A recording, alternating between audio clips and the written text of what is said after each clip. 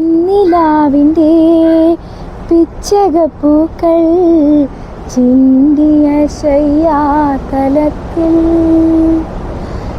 നിലാവിൻ്റെ പിച്ചകപ്പൂക്കൾ ചിന്തിയ ശയ്യാതലത്തിൽ, കാതരയാം ചന്ദ്രലേഖയും ഒരു ശോണരേഖയായി മായുമ്പോൾ വീണ്ടും തഴുകി തഴുകി ഉണർത്തും സ്നേഹസാന്ദ്രമാ ഏതു കരങ്ങൾ